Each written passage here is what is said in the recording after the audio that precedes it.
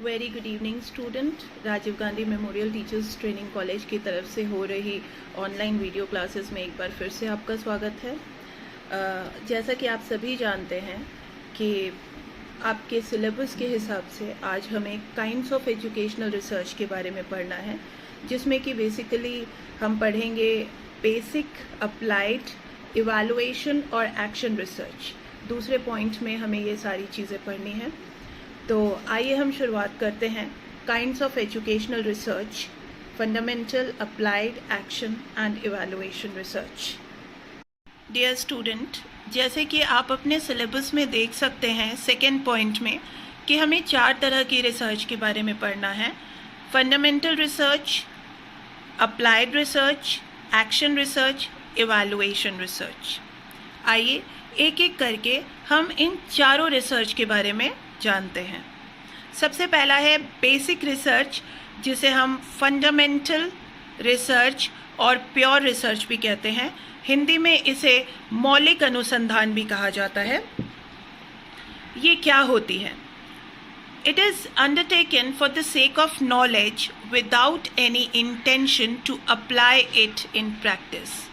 Fundamental basic research इसलिए की जाती है ताकि हम किसी नई थ्योरी का फॉर्मेशन कर सकें, नया नॉलेज हासिल कर सकें, हमें किसी नए नॉलेज के बारे में पता चल सके।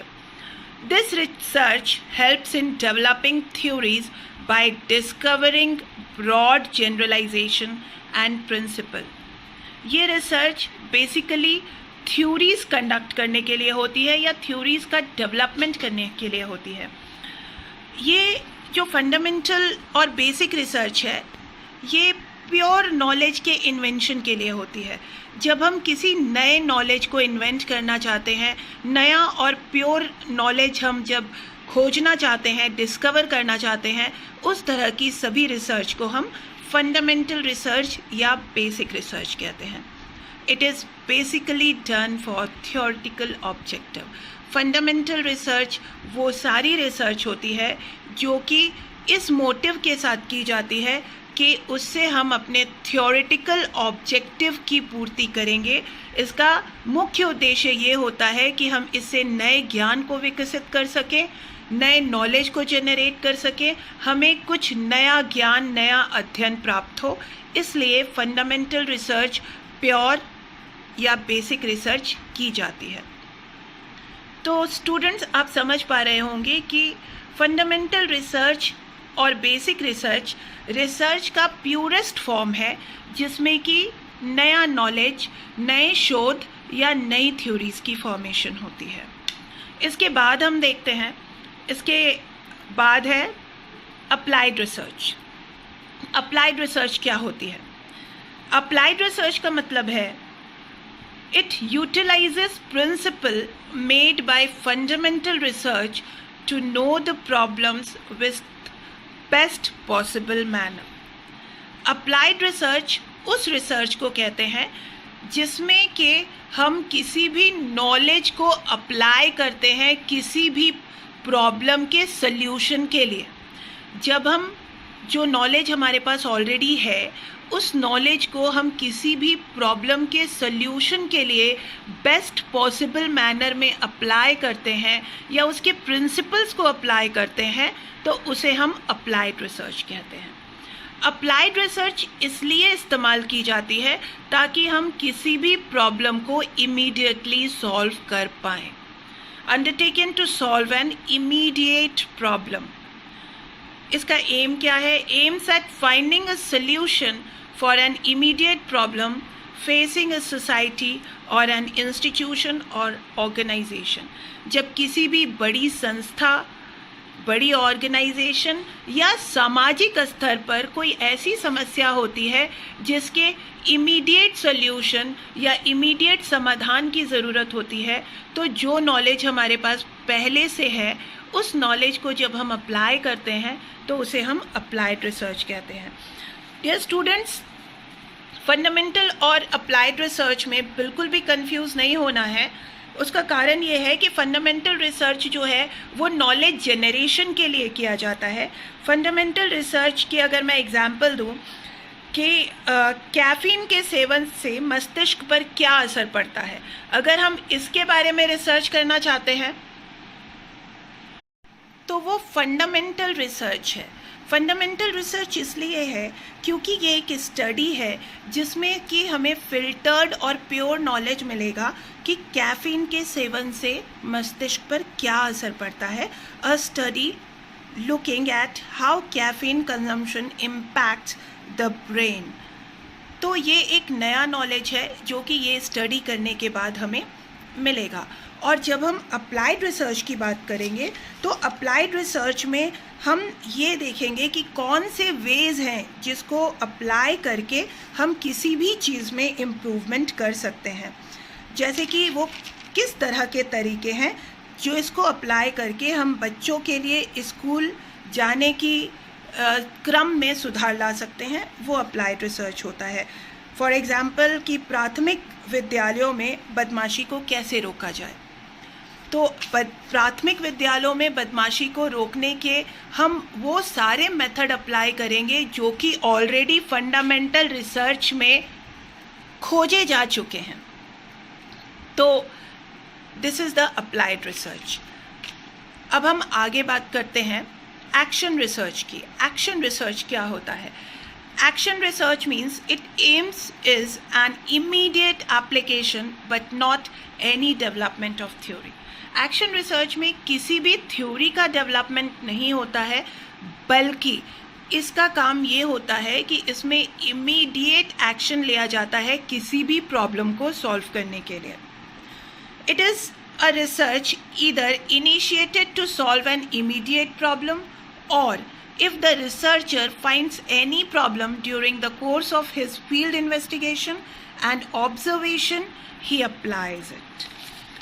इसका मतलब ये है कि एक्शन रिसर्च उस रिसर्च को कहते हैं जिसमें कि हम अपनी टेम्पररी प्रॉब्लम के इमीडिएट सॉल्यूशन के लिए जब कोई सॉल्यूशन अप्लाई करते हैं तो उसे हम एक्शन रिसर्च कहते हैं। जैसे कि जब कोई भी टीचर अपने क्लास में जब वो पढ़ाता है और उस समय उसकी कोई प्रॉब्लम्स आती है और उस समय वो कोई रिसर्च करता है और वो अपनी क्लास में उसके सल्यूशन को अप्लाई करता है, that is the action research.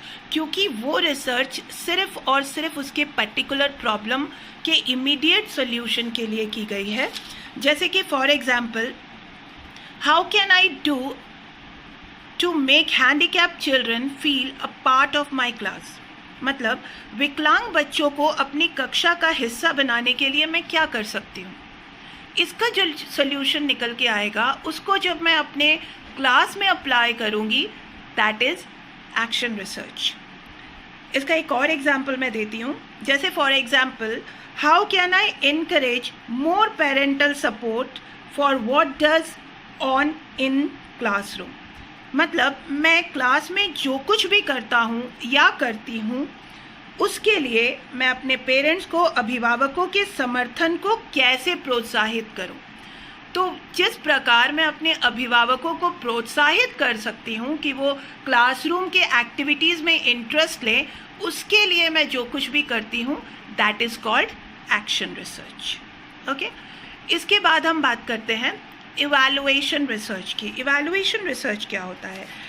Dear student, evaluation research का मतलब होता है it is a type of applied research. ये एक तरह की अप्लाइड रिसर्च है क्योंकि it is made of assessing and taking stock of effectiveness of social और एकेडमिक प्रोग्रेस।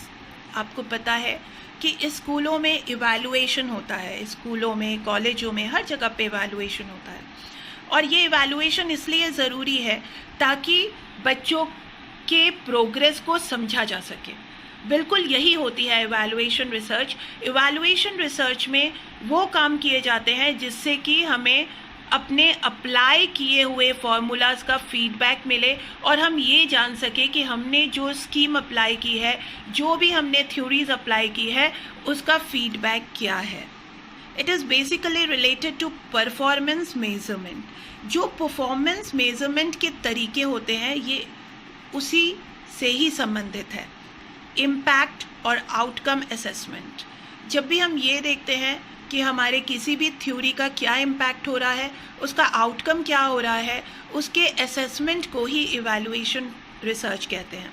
जब हम क्वालिटी असेसमेंट करते हैं, किसी भी तरह के एजुकेशनल थ्योरी की क्वालिटी असेसमेंट करते हैं, हम जब अपने कैरिकुलम की क्वालिटी असेसमेंट करते हैं, हम जब अपने एजुकेशनल क्राइटेरियाज़ की क्वालिटी असेसमेंट करते हैं, हम जब अपने एजुकेशन की क्वालिटी असेसमेंट करते हैं, ये सभी एक तरह से इवैल्यूएशन रिसर्च होती है। It includes standards, benchmarks, analysis and effectiveness. Evaluation research में स्टैंडर्ड्स, बेंचमार्क्स, एनालिसिस और इफेक्टिवनेस आता है। कहने का मतलब ये है कि इवैल्यूएशन रिसर्च वो रिसर्च होती है जिससे कि हम फीडबैक हासिल करते हैं, जिससे कि हम इवैल्यूएट करते हैं हमने जो भी रिसर्च या जो भी फार्मूलाज, जो भी थ्योरीज अप्लाई की है, उसकी इवैल्यूएशन करना ही इवैल्यूएशन रिसर्च होता है।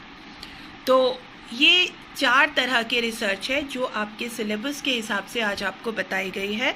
इससे के जो भी डेफिनेशंस होते हैं, इसकी एक छोटी सी PDF फाइल बनाकर मैं आपको सेंड कर रही हूँ। ये एक तरह का बोर्ड वर्क है जो कि आपको नोट्स बनाने में बहुत मदद करेगा। आप इसे समझें, देखें और इससे संबंधित आपको कोई भी प्रॉब्लम हो तो बेझिझक अपने प्रॉब्लम्स मुझसे शेयर करें। Thank you so much.